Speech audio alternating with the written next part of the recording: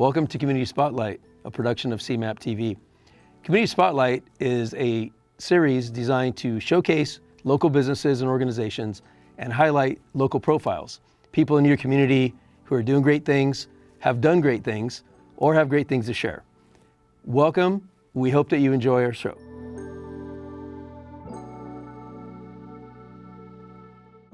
Hey, this is Mike Sanchez, and you're watching Community Spotlight from CMAP TV. We're here in the heart of downtown Gilroy at CMAP Studios, and our first guest for our inaugural show is none other than Dave Leal. Dave Leal is an entrepreneur, a businessman, an investor in downtown Gilroy, and he is the owner of Gilroy Bowl. He's also the proud owner of a nice little parking lot on the corner of 4th and Monterey Street. And in general, he's been one of the forces this past year especially to really get downtown Gilroy up to another level. And he's got more plans. He's very active in downtown, and we're gonna sit and talk to him and find out a little bit more about him. So Dave, welcome. Thank you. Yeah, so tell me, how was this year? You got a couple things done. Yeah, so this year's been great. We've opened the bowling alley. It was about almost a 2-year process since the time I purchased it and getting it up to all the plans approved and getting the design. And we've been open about 9 months now, and it's been great to see the families out here on the weekends, and just it's been a really, really rewarding project that we put together. So really excited for it. Look, we're doing leagues now and company parties, and it's just been really, really exciting. I just think it's going to get better and better as time goes on. We have the festivals down here, and people have packed the place. It's just really good to see how exciting it is, and the community really welcoming us in here. And so really look forward to the rest of the next couple of years. Yeah, so speaking about the bowling alley, now the bowling alley had a long history and legacy in downtown Gilroy. Pretty gutsy of you to take on the bowling alley with all eyes looking at you basically, and having the vision to do something to get it to another level. One thing I will say is the bowling alley is at another level. You've basically reclaimed it as one of the epicenters of downtown. It's fun, it's lively, it's vibrant. All your furnishings and your media wall, I mean, it's fantastic. Did it come out the way that you originally envisioned, or did that change a bit as you were building it? It pretty much came out the way we envisioned it. I really wanted to kind of keep the heritage of our downtown and the Gilroy. So throughout the building, on the walls, we have the big photos of the old Amelia's restaurant, the barber shop. So we got some old school pictures in there, which just really kind of brings back the legacy of it, the history of it. So, and the brickwork on the walls. Obviously, we had to redo the whole kitchen and the bathroom, so it's very much different than what it was, and it's all open now. Kind of keep it, that was kind of my vision, to make sure it was just wide open so everyone could see everyone. We put the big LED wall up just basically for advertising, for it's a really good visual aid, and people are really enjoying that. We watch sports games on there, and birthday parties, and company names, and so forth. So, yeah, no, it was a great. I think what the space that we had, and trying to keep a couple of things. Most people know that it had 10 lanes in the beginning, and now we have to go back to 9 lanes because of the codes and so forth. So, and that was an ADA thing, right? You needed a ramp to the exit in the back or something like that? Yeah, so we needed 2 exits, one in and one out. So then we had the front door and the back door so people could exit for emergencies. So that was, we had to get rid of our 10th lane. So what we did was we salvaged it, and it's actually used as the bar top. The bar top looking over the lanes, which is really cool. Yeah. So that was kind of fun to do that. So I think it really worked the way we wanted it to. We were really happy with the way it came out. That's impressive to basically have a vision and then keep almost pretty much true to the vision for a project that size, because you touched every single inch of that place. We did, yeah, from plumbing to electrical, roof, everything. So the hard part was that the history with it, with Grace and her family that ran it, was the food was very special, and so with our restaurateur John Holder, we kind of put something together, and it's not the same thing that it was before, but people are getting used to it. But so it's been fun though. Yeah. I personally have been there, Deb and I, several times, and I mean, every time we're there, the food is excellent. Salo, your main guy behind the bar there, I'm not promoting it, but he's really good. Chris, your manager, basically your whole managerial staff is great. John's great. Everybody is very customer forward, customer centric, and it's rare these days.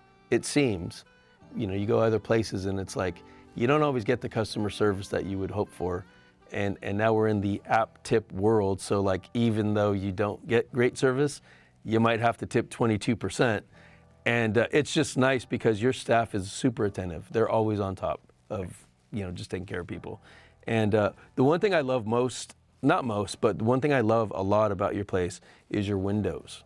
So tell me about your front windows and what the whole idea behind that was. So basically on the front window wise, we kind of wanted to make sure that was in and out kind of experience. So once those windows open, the whole bar changes, the whole venue changes. So nice summer nights, open those windows, and even in the wintertime with the windows open, it's a different feel. So it really opens it up, and people driving down the street kind of see what's going on. We have the TVs on, so it was just the indoor-outdoor kind of experience. So we really, that was a big focus, and it was quite a project to put those in, but it was definitely worth it. It works out great, and what's fun too is on a busy weekend night or whatever, or some of the festivals you mentioned earlier that we'll talk about.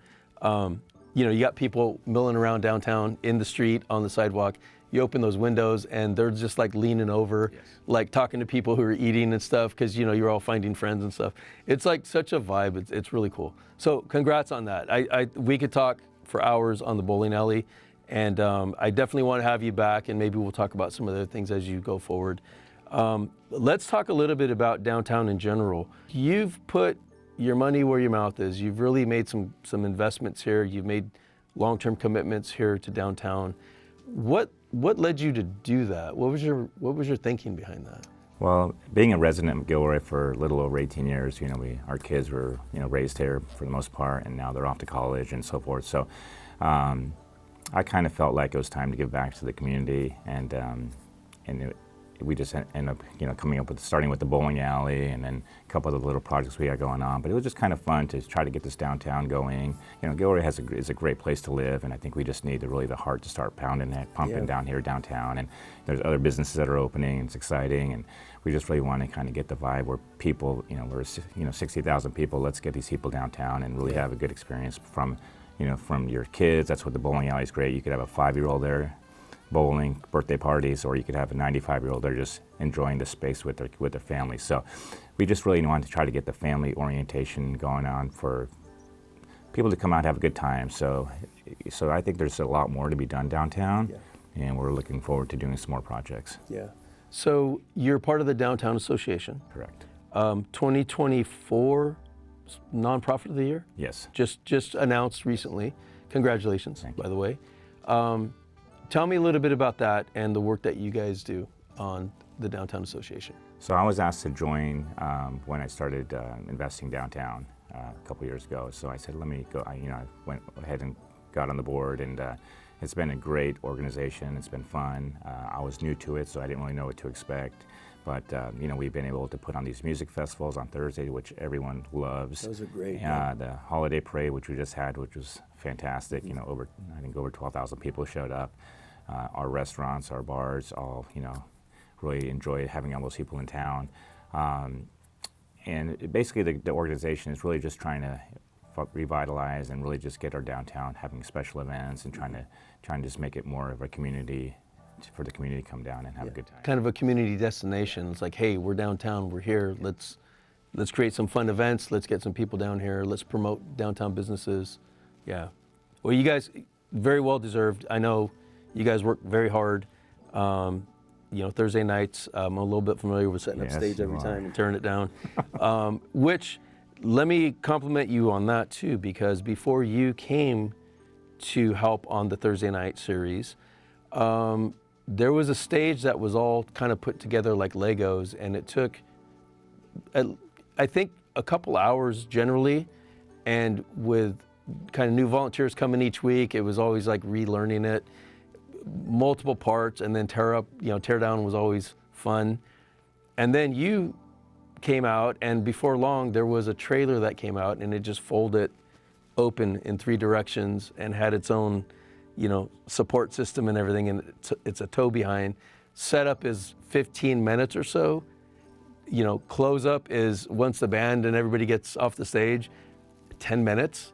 It's incredible. I mean, where do you come up with this stuff? Well, that was from doing the stage with you several times, with our zip guns out there screwing stuff and unscrewing stuff all hours of the night. So it got to the point where like this is just not feasible. Yeah, something's got to happen. Something's got to change here. So I decided on basically just building a stage trailer. So now something that took 3 hours at least. Takes us 12 to 15 minutes to set up. You tow it behind your pickup truck, and it's 20 feet long by 16 feet wide, and the sides drop down. Big enough for the full bands that we get down there. Full bands, and it's just been, it's literally anyone can do it, and it's basically a 2-man operation in 15 minutes, So that was been a great tool, and there's other things that we could do, I plan on doing also to make it just more efficient downtown for these events, because it takes a lot of labor to get these events, by the time you set up and you break down, as you know. So that's one thing that I admire about you is you see problems, or let me rephrase that, you experience problems, you look for solutions, and then you act on it and you create the solutions, which helps just efficiencies, effectiveness, man hours. It just helps every step along the way. Is that natural for you? Are you kind of like a problem solver when it comes to like business and other things? Or is it just we were just tired of being in the sun for 3 hours? I mean, is that ingrained in you? I would say so, because for 18 years or so we had our own business, and it was there's a lot of moving parts, and it's about efficiency, right? Labor and efficiency and manpower, and everything that you do on that aspect, you got to try to minimize it and make it more efficient. So that's kind of where that whole my mindset came from. So as a young kid, I've always been working and then having my own business and trying to make sure that everything was going in the right direction, and mainly efficiency. Yeah. So I see that, and I see, like I said, I see other things that we could do also to make it even better. So let's talk about you solving a problem with downtown parking. Another project that you undertook was you found an available lot to purchase on 4th and Monterey.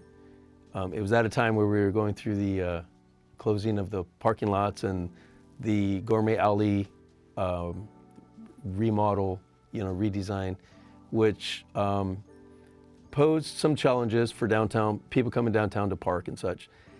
You saw a solution and take it from there. So on the corner of the 4th and Monterey, there was a dirt lot there that's been there for years and decades, and people have been parking in there and kind of using it for whatever. So I had the opportunity to purchase the property, and my thing is typically anywhere I go, if I cannot park, I usually do not stay. So, with the bowling alley investment and other businesses downtown opening, we want to make sure that people coming from out of town or in town have a place to park, so they can stay and enjoy our downtown. Yeah, absolutely. So, anyhow, so we purchased the property, started working with the architect, and was able to design a 58-stall parking lot. And I was fortunate enough to have some really, really good contractors on my side, and we were able to pretty much build it in about 29 days. And that was at the same time that the Gourmet Alley was going on, and there was both the parking lots behind off of Igoberry were closed, so it really minimized the parking for guests or people coming downtown. So it was really important, and the city worked with us. We got it built, and like I said, it was like 29 days, got the parking lot paved, striped, lighting. We use solar lighting and everything. So anyhow, it's been great. I mean, nowadays it's full. Every weekend it's full. Every time I go by, it's full. So it's been a great thing for people, and people constantly tell me how much they thank me for me turning it into a parking lot, and so it's been a great thing, And like I said, this weekends it's busy, and it's been really nice to see that down there. Yeah, direct impact. I mean, absolutely direct impact, and 29 days. It's incredible. Because I had the A team on my side. Yeah. That was awesome. So, what else do you have? You've kind of alluded to some other ideas that you have for downtown. What do you think going forward? What's 2025 look like? Well, we have the Savvy's building.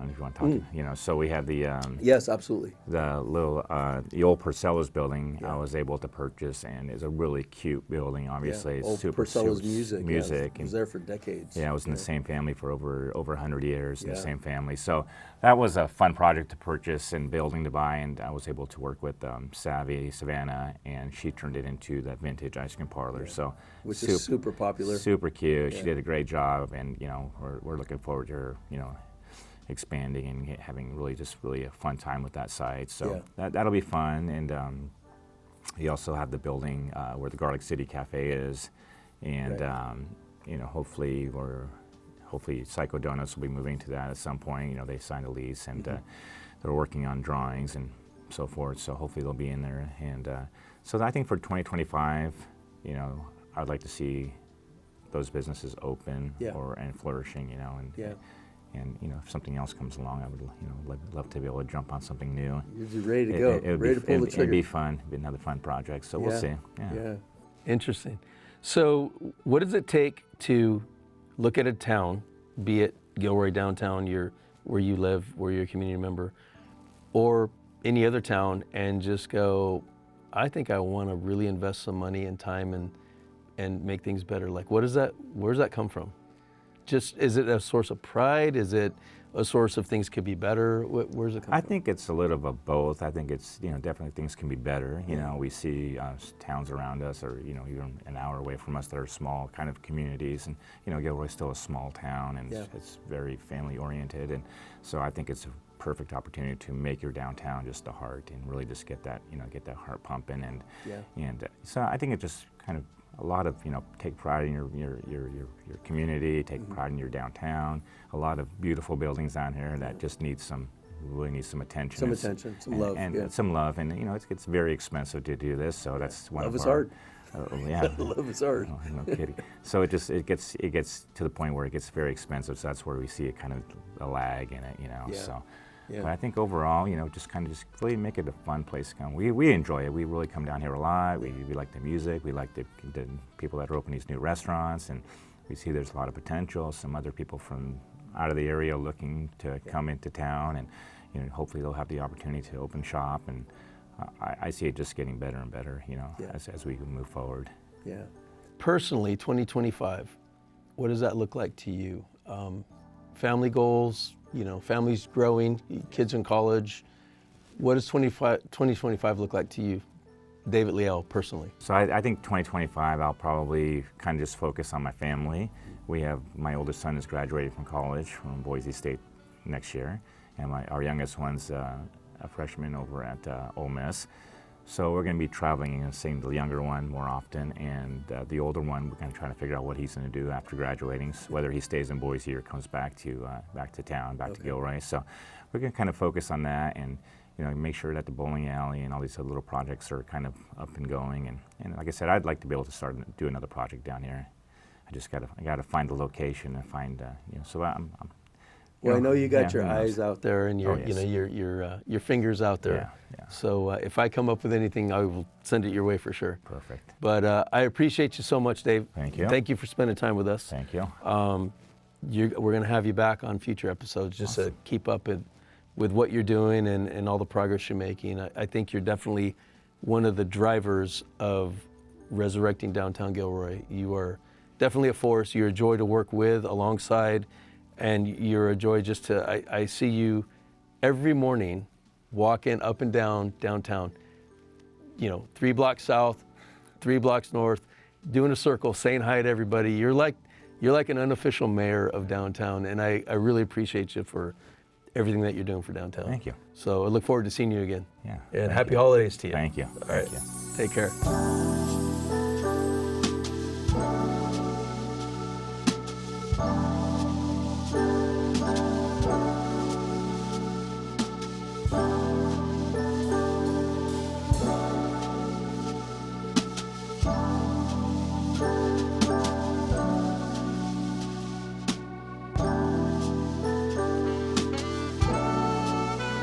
That's it for this segment of Community Spotlight. We want to thank Dave Leal, our guest, and thank him for sharing all about the exciting things that he's been doing in Gilroy and all the things that he has to come.